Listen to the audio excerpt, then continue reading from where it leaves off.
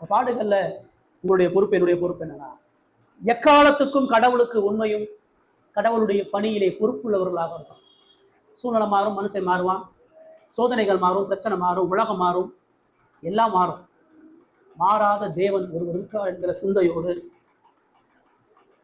அவரை வணங்குறதுல கேட்டார்கள். அவருக்கு செய்ய வேண்டிய கடமைகளை எந்த சோர்வும் செய்யக்கூடாது. யோபு ஆசீர்வாதமான சிங்காசனத்துல இருக்கும்பொழுது மட்டும் ஆராதிக்கல, அவன் பாதுகாப்பு வேலையில் இருக்கும் பொழுது ஆராதிக்கல, அவன் குப்பையில இருந்தாலும் ஆராதிக்கிறான், அவனை சாக்கடையில போட்டாலும் அவன் கடவுளை தொழுது கொடுக்குறான், ஆராதிக்கிறான். அப்படி இருக்கீங்களா? இப்படி செய்யறமா?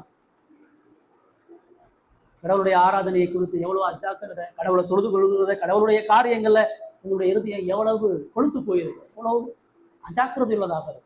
வேத வாசிக்கிறதுல, ஜெபிக்கிறதுல, ஆராதனையில பங்கு பெறுகிறதுல, விசுவாச ஐக்கியத்தில் ஏற்படுகிறது எவ்வளவு அசட்டு துணிவு, எவ்வளவு உண்மைத்தன்மை இல்லாத இருதயம், எவ்வளவு போலியான பக்தி, இதெல்லாம் கொண்டு இருக்குன்றது ஆராய்ஞ்சபா.